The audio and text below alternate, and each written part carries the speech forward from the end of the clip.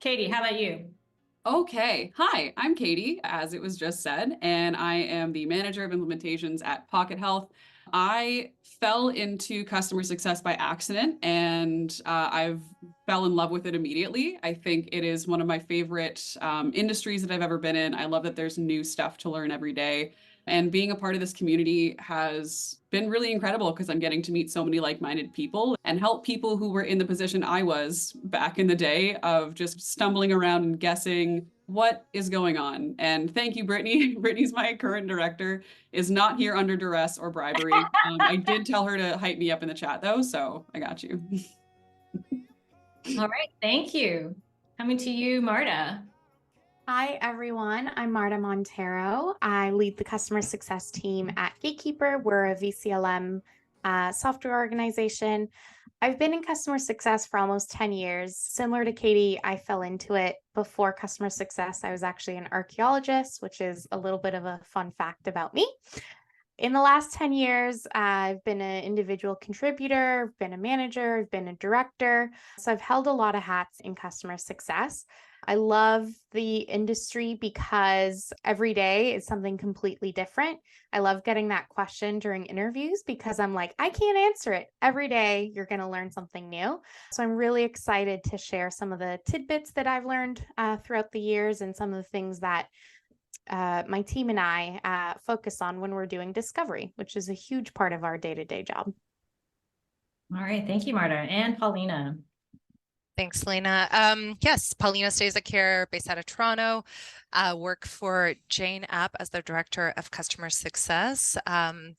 I was going to say I've been dreaming about being in customer success forever, but it's such a new field that I also fell into it. This isn't like my childhood dream, but really happy I ended up here. I've also been in CS for the better part of 10 years, but in various roles, whether it's in leadership or being an IC or just consulting, now doing all the things, bit of advising, bit of consulting in leadership. Super excited for this topic. This was actually, for anyone that is part of Pavilion or anything like that, this is a topic that we had as part of the class and I love it. So I am stoked to chat discovery. Thank you. Okay, so now we're ready for our first poll. Okay, so question 1, here we go. Who is responsible for discovery?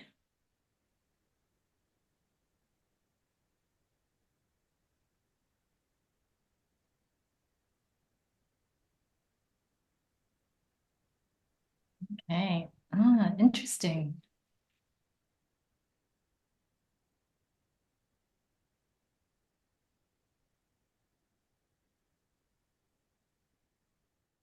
I love watching the bars shift between choices, and no one's picking the customer success or just sales. Okay. Brittany has a question. She's asking, are we talking net new deals? Good question. Do we only do discovery with net new deals?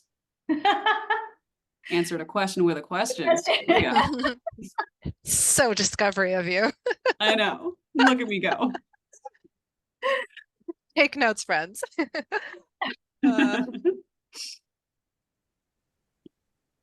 I wish we could see what you're looking at, Selena. The suspense is killing me. All right, I am going to end the poll now. I was hoping to get, we got 81% participated. All right, I'm gonna end the poll. Here we go. Here are the results.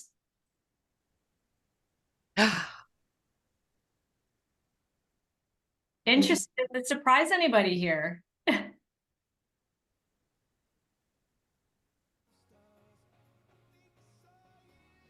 No?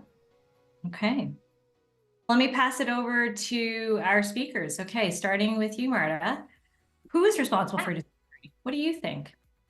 So I picked everyone in the organization, and that is a hill I will die on. I think similar to the phrase that salespeople tend to use, everyone's in sales, I think everyone's responsible for doing discovery. Every single interaction you have with someone, whether you're in product, whether you're in implementation, whether you're a CSM, whether you're in sales, you should leave that engagement or that conversation with a customer, knowing something new, either about them personally, about them as a business, and being able to tie that into a desired outcome that they want to do. Thank you, Trisha, for dying on that hill with me. Yeah. And going back to that idea of everyone being responsible, I think that the customer success role or industry initially started off with, okay, I'm the one who's going to talk to this customer. I'm going to do this.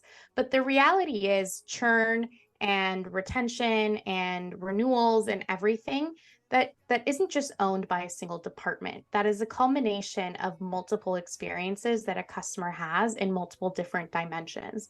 And so as a result, we all need to do our part in understanding what the customer needs, what they're looking for, and go from there. Katie, what about you? I will also die on that hill, kicking and screaming. I think that everybody is responsible for doing discovery, like you said, whenever you have an interaction with a client. But I think the type of discovery, I think, is very different. I would never expect a sales team to do the same level of discovery that I would expect my onboarding implementations team to do. And I think that if everyone at an organization goes into an interaction knowing that they have a responsibility to discover something out of this, we're just going to continue to evolve better as people who work with these clients. I'm losing my words here, but I think it's also because a product representative will look at something from a very different perspective or lens than someone on my team would, than someone on sales would. Like, I've gone on joint calls with sales teams, with product teams who have asked questions that I would never even think to ask, because that's not the way that I would think about approaching a problem or trying to figure out how to fill this need or provide value to this provider. So yeah, I think if we limit discovery to only sales or to only CS, we are depriving ourselves of a lot of potential really key learnings that we wouldn't have otherwise gotten exposure to. Yeah. Paulina. Yeah, we're all dying on this hill today.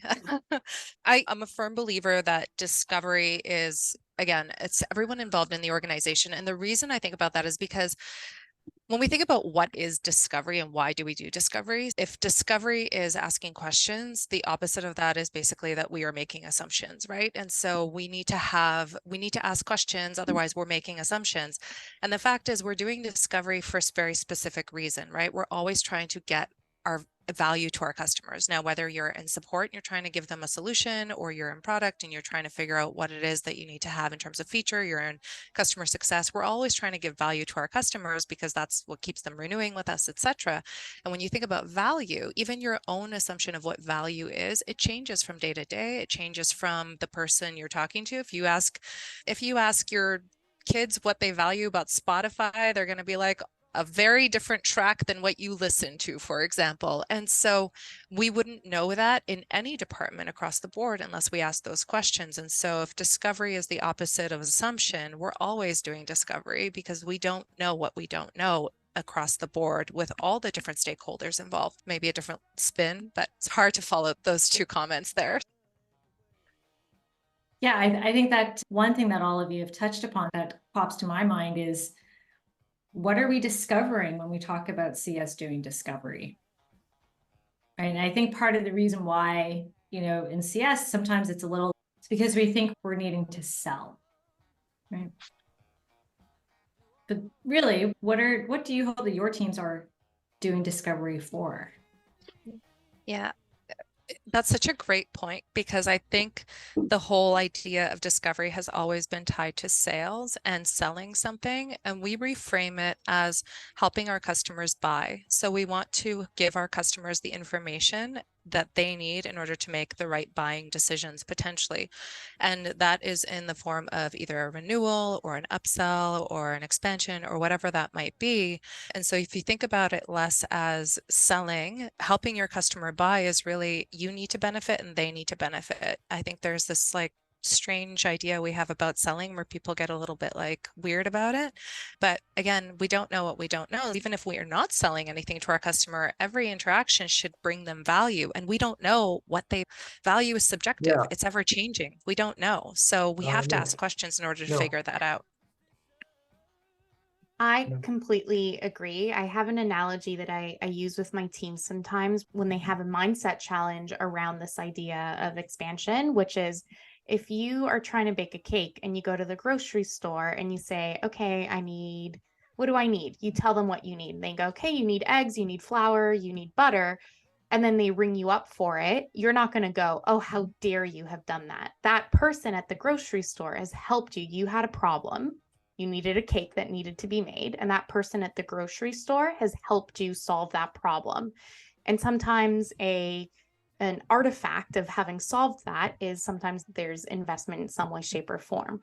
But it's that understanding what is the problem that you had in the first place, what it is that you're trying to do, and that person doing that discovery and connecting the dots. Something we talk a lot about too is like what symptom versus root cause, which is, I think, another really important piece of discovery. Sometimes you go into that grocery store and you think you want to make a cake, but it turns out actually you're thinking about a pie instead. And so it's important to do those discovery questions and go through multiple different layers so that you're helping your customer also understand what it is that they're looking to get at the end of the day. Mm-hmm. Yeah, I like to think of it instead of looking to sell, it's like looking to solve. And to add on to your analogy, which I now love and I'm fully taking and going to use with my team. All if they're not yours. on this call already listening to it.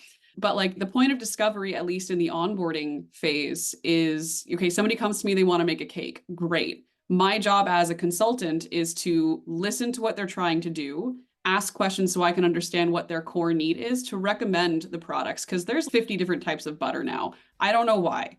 I get cows are different than they used to be, whatever. But as the expert of the products that my team is making and selling, I know how to navigate what this person needs and can then recommend the thing that's going to give them the most value. And the only way that I can do that effectively is by asking the right questions and engaging in a discussion with them.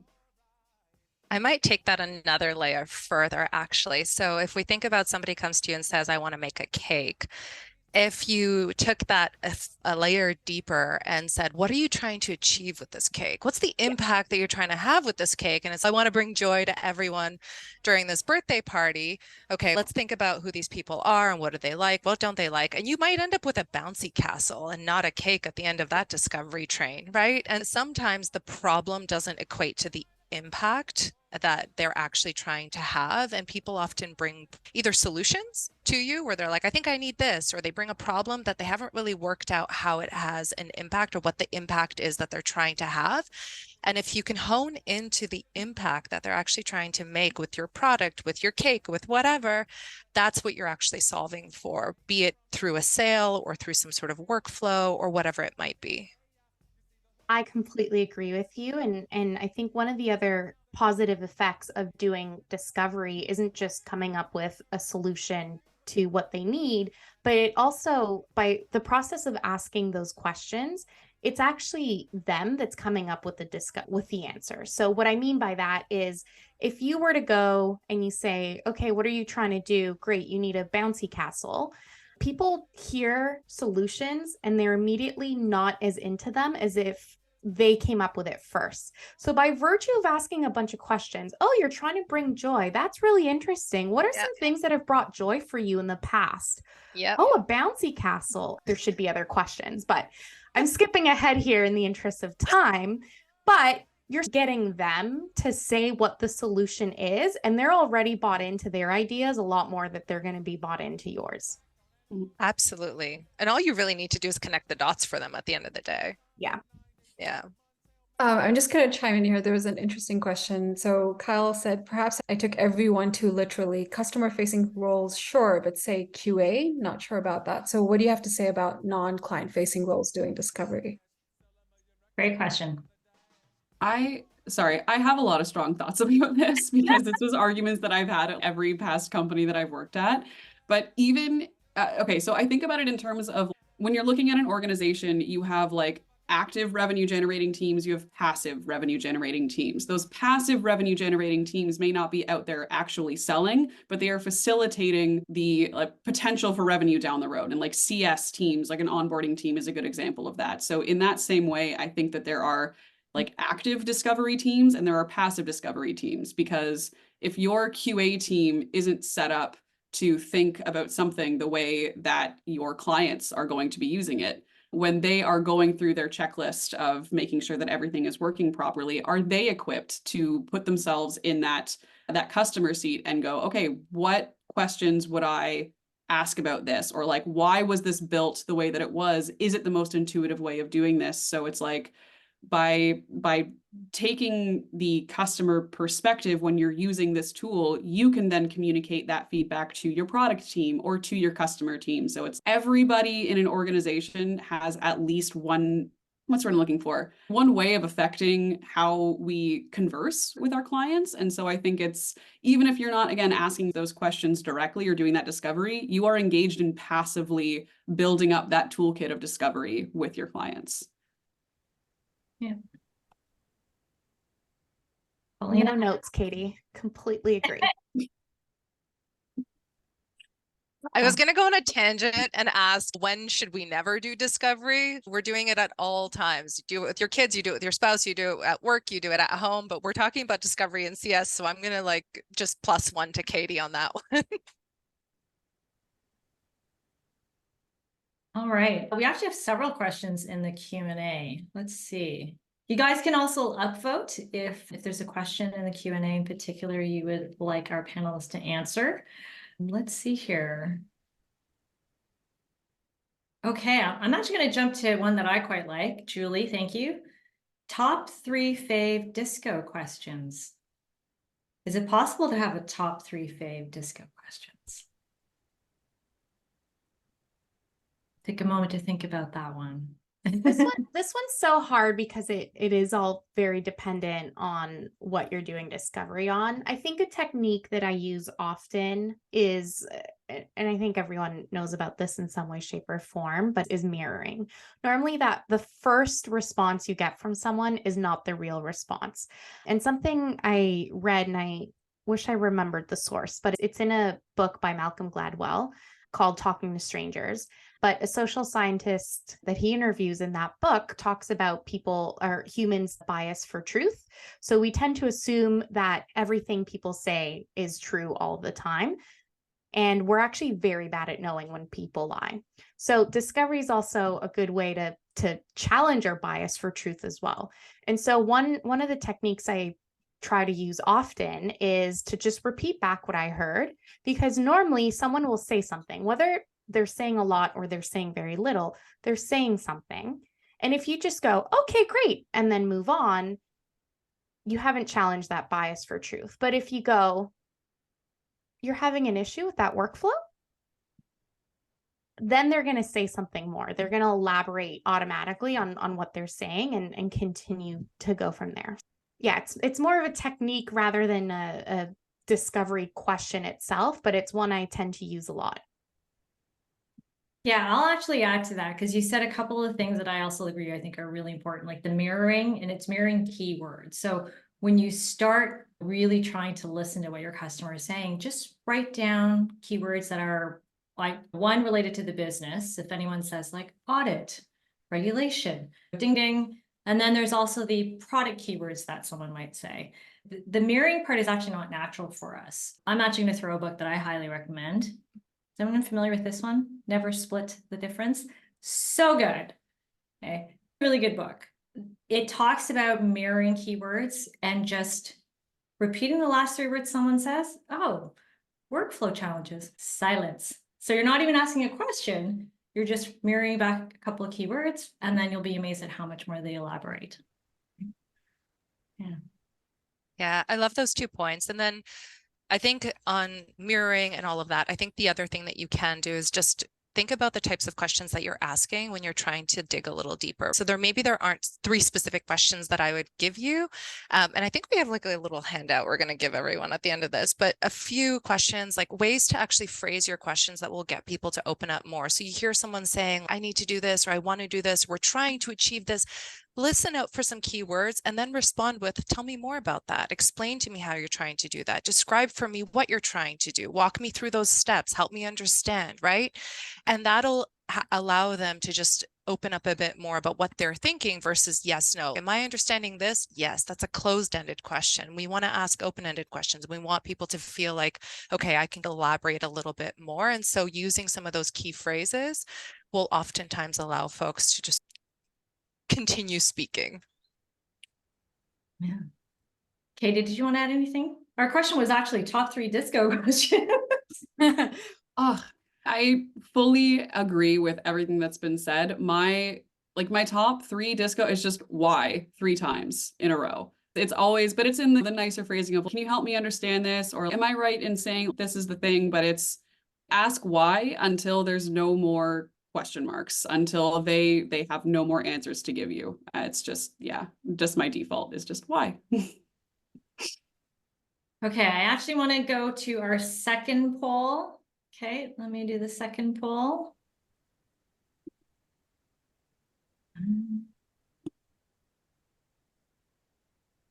Okay. When should discovery be done?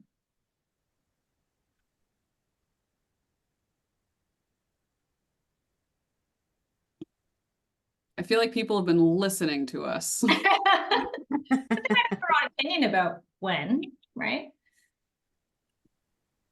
Yeah. Ooh, we've got an outlier. I love that. Can't wait to see the answers. I want to know what this outlier is. Oh, okay. So I was thinking, how is it she sees it? It's because the co-host. That's probably why. Yeah, I have way too much power and should be much more supervised than I am at any given time. All right, I'm going to keep it open for just a few more seconds. We'll be at the top of the minute. And then Katie, since you have a very strong opinion about this, you can talk first. Okay, here is the results. Oh, there is an outlier. Okay, Katie. Big breath in. So, like I said before, I feel that discovery is never finished and there's never a one point that it should take place in. But I think it's the kind of discovery that happens shifts. Like I said, a salesperson's job is not to fully 100% scope out every single thing that is unknown about this client. It's to present enough information that they are interested and get us enough information in CS that we have a starting point. We have enough information we need to start adding value in that first touch point with that provider or with that client. And so, you know, the type of discovery changes when they're like hit me and my team in onboarding. It's about how do we get them to that like minimum viable product? How do we get them to that value as quickly as we can? So that the CSMs can take that and cultivate on it and build something beautiful and long-term on that. I would never expect my team to get into the kinds of discovery that a CSM would in like a WBR or like a weekly touch point. But there is a lot of overlap in those questions. Like I'm gonna do a sports analogy as someone who's never played a sport in my life, and we'll see where that goes. But if we look at an organization like a baseball team, I don't know, my team is pitching and the CSMs are hitting it out of the park. And I understand that what I just did is talk about 2 rivals teams playing on the same field. And now that I'm rambling pretty consistently, I'm going to sum it up by saying that discovery is different. And if we think about it as an individual island or an individual one-off experience with a customer, we're just setting ourselves and all of our customers up for failure, really, because it's one long cohesive journey. There's different chapters in a book that all play together. Yeah, it's never done and there's never one place to do it. This is the night of analogies or metaphors, one of the two. Paulina. I think of discovery as, I think one of the biggest mistakes that CSMs can make is that we can treat discovery as a standalone process, or we do it like a checking boxes, right? These are the questions I need to ask. They're the questions I need to have answered. That would be the equivalent of how I feel when I walk into the doctor's office and do you have any of these? And I was like, where's the conversation here? And in CS, that kind of just strips away all the personality and the conversation, and it just leaves this list, which you could have sent out earlier. And so you're now you're not giving anyone value of taking time out of their precious day to answer those questions. So discovery needs to flow in.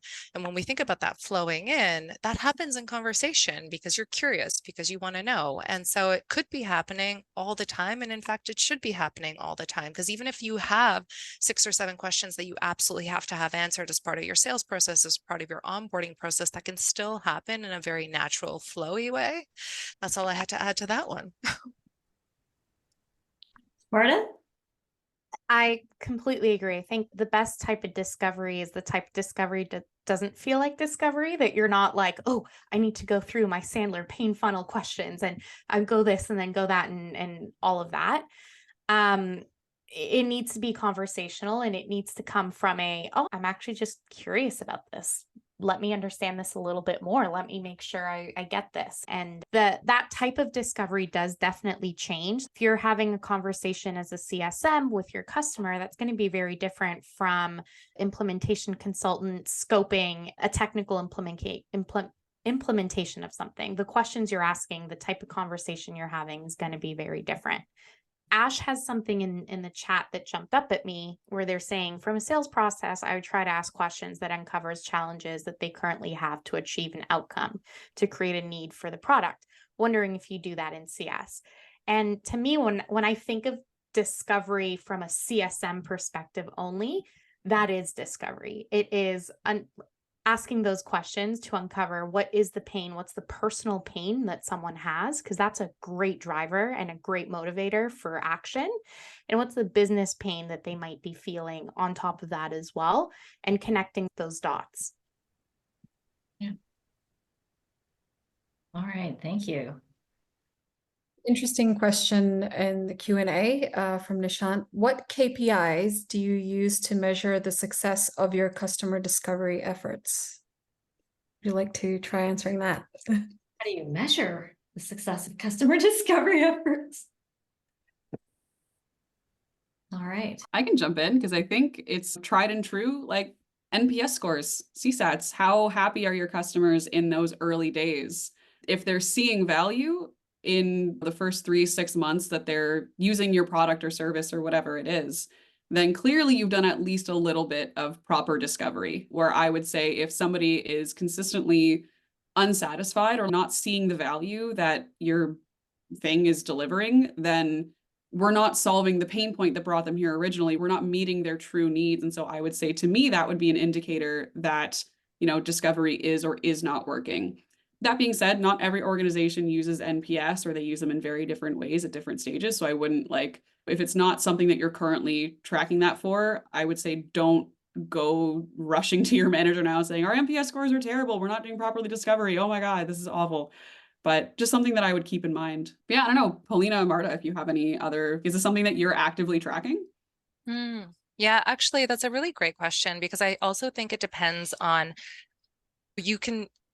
because discovery is a continuous process, it is going to have impacts at different points of your business. For example, if you're not doing really good discovery around renewals, you might see your churn metrics change. You might see your renewal metrics change. Or if you're doing it during sales, you might not see as many deals closed, et cetera, et cetera. And depending on when you're doing discovery, it might impact a different KPI. What we do actually is we approach it rather than looking at just what's happening with those specific KPIs, we also then dig back into if you have a Gong or an Otter or something like that, where you're actually recording a lot of these calls, which we do. We record all of the demo calls, all of the support calls, etc. We can go back and then do an assessment. We use a tool called Apricot, so that we then can give feedback and coach and train our teams on actually doing proper discovery. And then we look back to those KPIs to see if, after doing the coaching, the training, that's had an impact on churn ratios, etc. I think it flows into so many different things. You have to isolate for one and then look back into that area.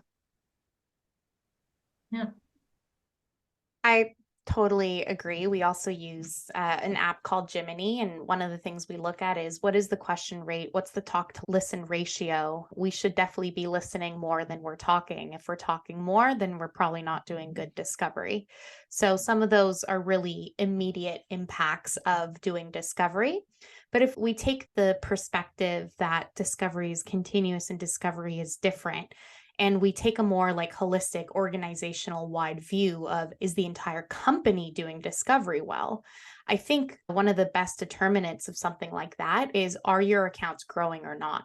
Because that is going to tell you if you have found new business problems to solve for. Are you aligning outcomes to the pains that they've identified?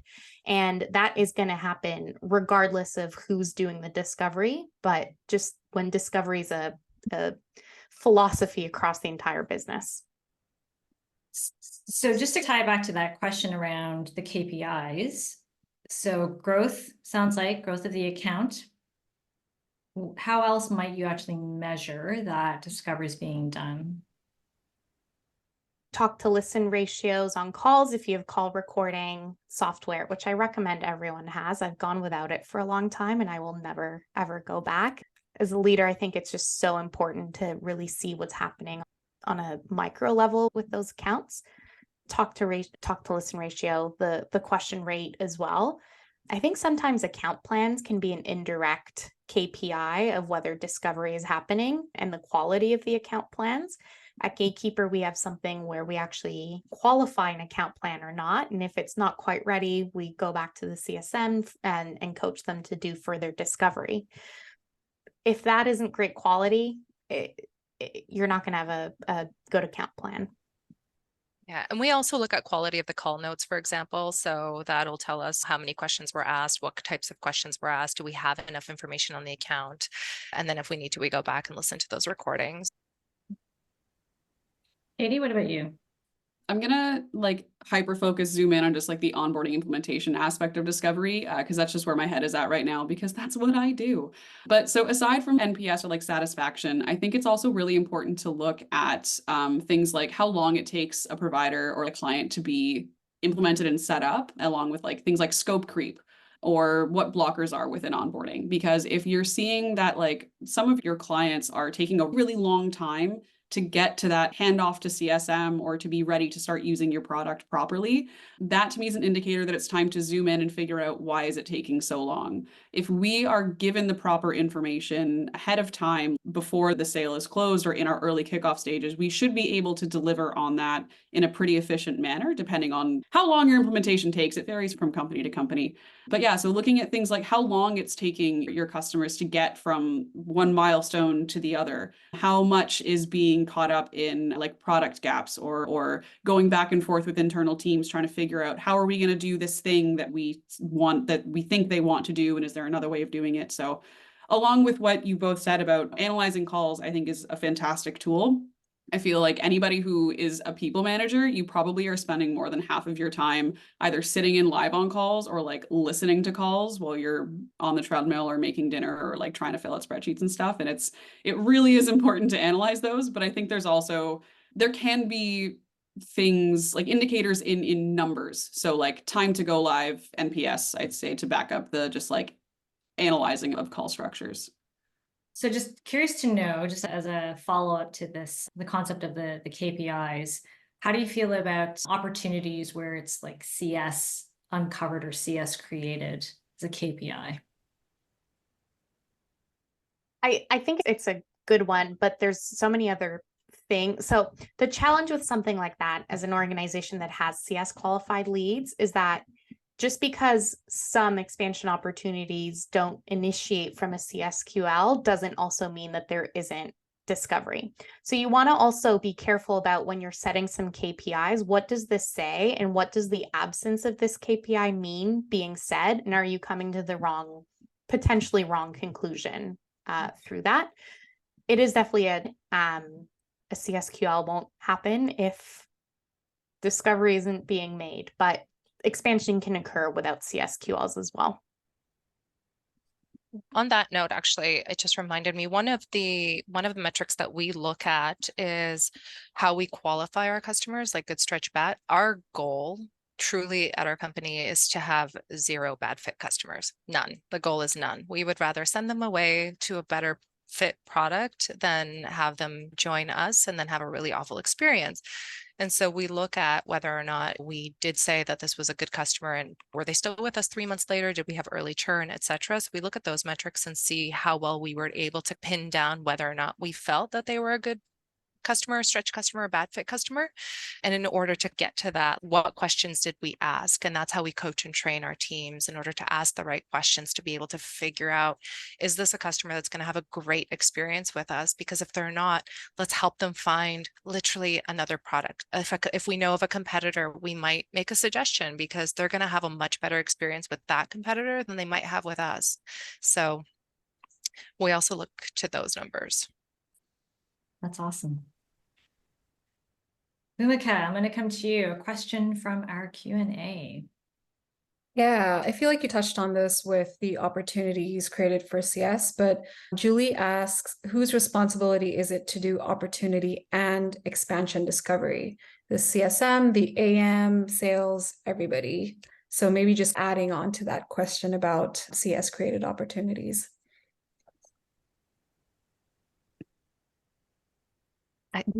I'll say everybody. I'll say everybody, and I'll kick us back off and be like, still everybody. But one of the things that I think one of the biggest unlocks for a lot of teams is that we don't coach and train enough of our support folks to do good discovery. And I think it falls on CS in the limited interactions that we have, whereas our customers might have significantly more conversations with our support folks, and they're very reactive and they're not taught to ask proactive questions. And that is such an unlock if they learn to ask and dig a little deeper and provide that context. CS can then pick that up and dig deeper and ask those more pointed questions during one of their regularly scheduled check-in, on-call or call-ins or whatever. But I do think it's everyone. And I really feel like support is an unlock for so many companies that we just don't spend enough time coaching and training. And also it's good for career growth, right? Being reactive and just learning to answer questions on tickets for this specific product isn't giving folks opportunities to grow in their careers and learn interpersonal skills, etc. And so that is probably the best gift you can give your company and your team if they're in the support realm. Marta, I see you doing this a lot. Selena and I have a mutual former colleague who's now my current colleague who works in support. And I can't tell you how many leads and opportunities have initially been discovered by his support team that he runs. I completely agree with you there. They are often, we talk a lot about discovery being a way to uncover pain. Sometimes we uncover pain through the discovery question, but sometimes pain is so big that it forces them to go to our support team. And there's a line that Selena and my mutual colleague says all the time: no one goes to support because they're having a good day. And it's completely true. If you're looking for a trove of pain, it is in support.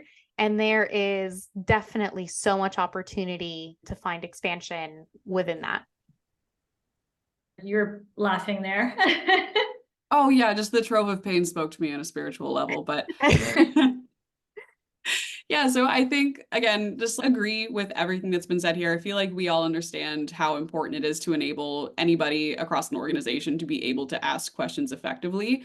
What I would say, which is maybe a little bit off topic from the nature of the question, but I think as important as it is to enable every team that touches the client's life cycle to ask appropriate questions, it's also really important internally to outline what the roles and responsibilities are when it comes to upsells, expansions, renewals, and that. Because what you can find and what I've run into at past roles is that if everybody is feeling like it's their responsibility, sometimes it ends up with, let's say customer A talks with their CSM, they get asked 5 questions, who then get pushed to account management, who get asked the same 5 questions, and they go to support and they get asked the same 5 questions. And then if I'm the customer in that sense, I don't want to buy anything. I want people to stop asking me questions. So I think understanding what role people play in discovery and what the intended outcome is really important when you're looking at who owns the aspect of this stage of the customer's life. Because like we've said before, discovery is different. It's not just understanding why, but it's understanding the how and the when and the where and the why and the what and the who and all of that together. Yeah, great answers. I actually have a question for everyone on the call, including our speakers. For everyone in the call, please put your responses in the chat. What is the hardest part or the biggest challenge to you facing you or your teams in doing discovery? What is it the thing that you think makes it really difficult?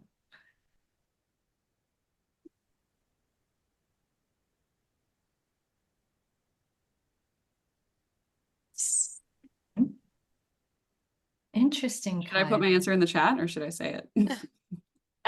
Either or. I actually, Kyle, if you're not too shy, I'd love to hear you elaborate a little more. What about handoffs?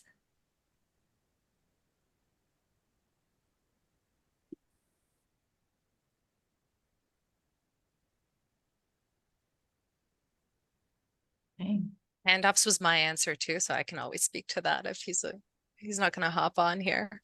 Yeah, no worries. Or Oh, maybe not. It might not necessarily be handoffs for me. It might be more just like the transparency or the sharing of data in a way that is consistent, so that you don't have one person writing paragraphs, another person. The way that we text, everyone texts a little different, it gets a little annoying. Some people are like the one-liners, other people write like a letter, and the other people like send voice notes. There needs to be some consistency around what's expected in your call notes and what type of information gets pushed along, and then what type of information should get flagged to different teams. So it's not enough to just put something into a call note and expect that people will see it. If you do hear something, let's say you're in support or whatever, and it impacts a different team, there should be a bit more of a, whether it's a proactive Slack message or whatever it might be, so that people actually take a look at that before hopping on, especially if it's something to do with a customer concern or they're coming close to renewal or whatever that might be. But I think having a really clear structure, and so unfortunately, I do check boxes and where there are questions we can answer, and then whoever happens to be chatting with that customer and could, in a natural flowy way, uncover that, we start to build a more rich data set around that customer and what they're looking for. And again, having clearly defined personas, right? Who are you actually speaking to? Because again, the discovery is going to be so vastly different. The information around the value is going to be so vastly different. So there's just needs to be a structure internally that you have, not necessarily to make handoffs easier, but just so that anyone looking at this customer account can look at it and be like, I understand what this means. And then we can all contribute to it as well. yeah, absolutely. I saw your message, Kyle, no worries. Marta, actually something that you wrote, going from discovery commitment to solution execution. This actually, I think, relates to a question I saw in the Q&A. Where did I see that question? Oh, yeah, I think it's from Athul, if I'm saying that correctly. Let's say you've done your discovery. What is the framework that you would use to take actions with the information you have? How do you ensure solution you've come up are effective? Is that the one I was thinking?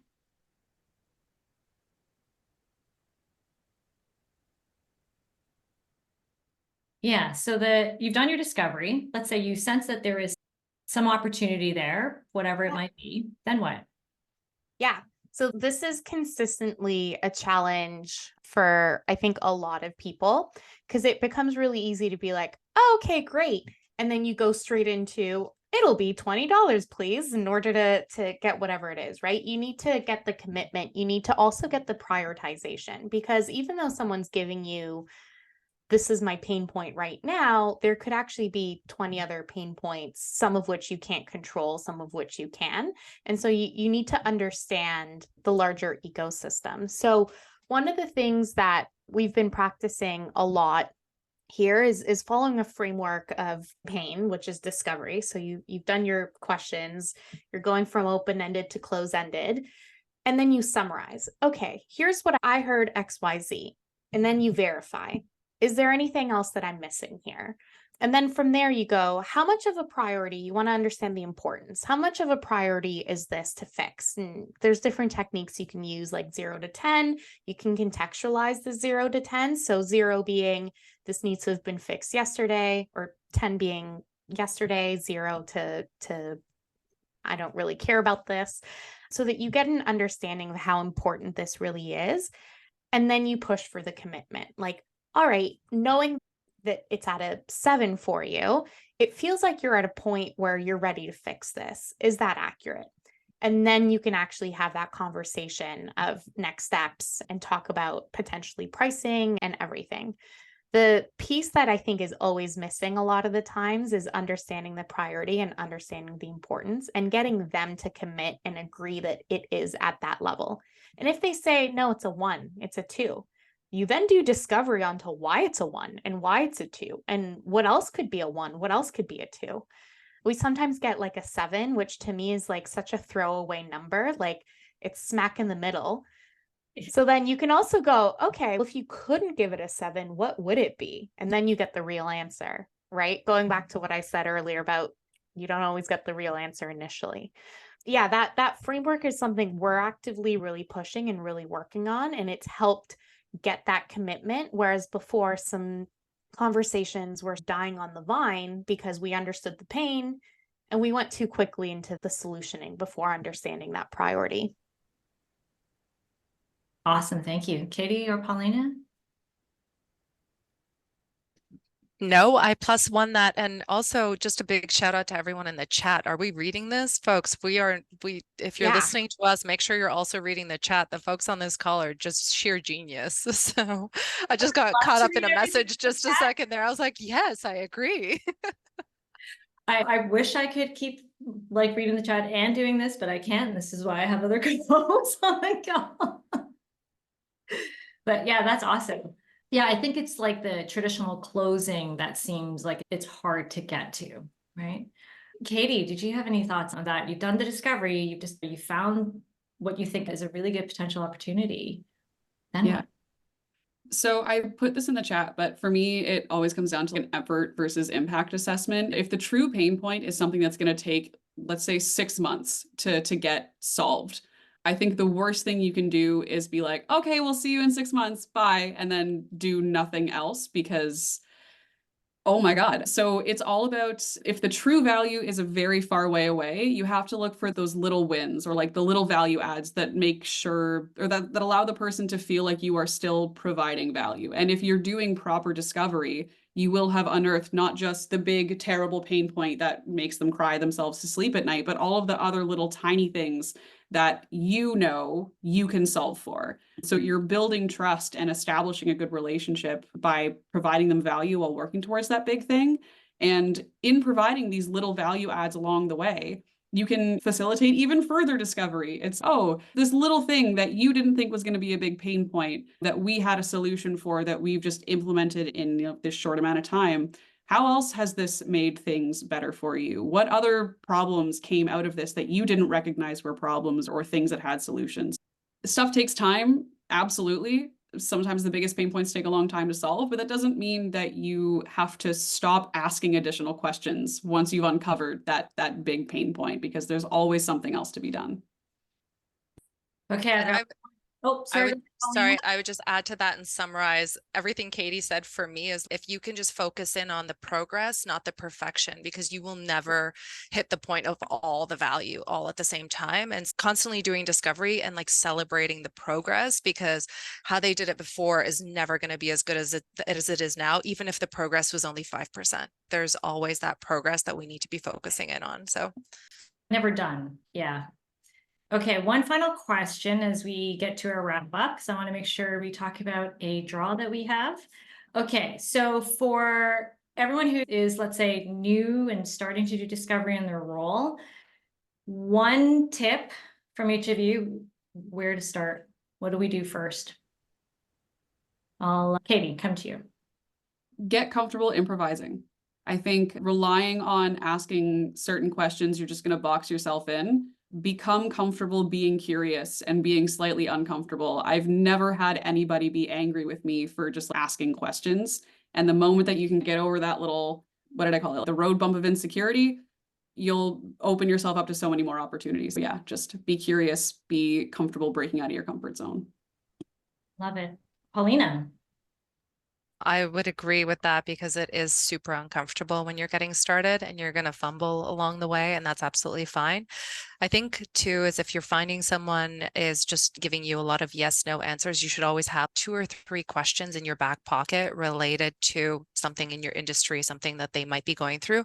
The best way to do that is to know what the common problems are. If you know that these are the problems that your product typically solves for, what you can do to get that conversation flowing again is just have the questions of, hey, my product solves for, I don't know, people using Excel sheets to chart notes. So I would be like, how are you currently doing charting? Can you tell me a bit about that? I know my product solves for it, so I'm going to ask an open-ended question about this, 2 or 3, and they should be related to problems your product actually solves. So you don't go down a path where you're like, that was interesting. Now back to the product here. You're going to go on a big tangent. You don't want to do that.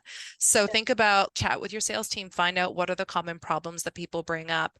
And then the questions become like, how are you currently doing this? Tell me about your experience with X. This is a problem. Oh, is this a problem? And that's how you'll figure out if it's a problem for them or not. And if not, then that's not a feature you need to be like focused in on. You can continue connecting the dots on something else, but always have a few questions in your back pocket related to those problems. Okay, Marta. I think I'd have to go back. Everything both Paulina and Katie said is spot on. But for me, I think I'd have to go back to what I said earlier about the bias for truth and challenging your bias for truth. So a lot of the times, let's say you're taking on a book of business and accounts from someone else, there's probably going to be really great notes. Still verify that information. Do discovery on what you already know and challenge what you think you know and what other people have said. That Okay. would be mine. Thank you, everyone. Really quickly, since I still have 32 people here, we would love to know your thoughts on tonight's topic, but also what would you like to hear from an upcoming event? Our next event, I think, might also be virtual, but just because it's Toronto cold. But whether it's in person or virtual, we would love to know your thoughts on today and a suggestion for the next topic. Next event. Thank you, speakers. Really appreciated your insights on this very debatable topic. Yeah, I feel like when Katie was talking about NPS, I'm like, NPS, that one could be a whole session on its own too. Thank you for everyone in attendance and all the insightful chat notes. I would love a copy of those. Yeah. Also, there was a couple questions we couldn't get to, so maybe we can just share some answers after the fact. Thank you for just engaging. Everyone was so engaged. Love it. Yeah, and always LinkedIn, I think. Yeah, that too. I was also going to plug the CS in Focus LinkedIn, where you will find Emma hosts a podcast. We have lots of guests coming. We always post about upcoming events that we are hosting or that other associations are hosting. So we're looking to really up the number of events that we are both hosting and participating in at CS in Focus. Follow us on LinkedIn if you haven't already, and keep an eye out for our next event, probably virtual, because who wants to go outside right now? Not me. Then our friend in LA can join. Yeah. All right. Good night, everyone. Thank you so All much. right. Thank you, everyone. Everyone. Cheers. Bye.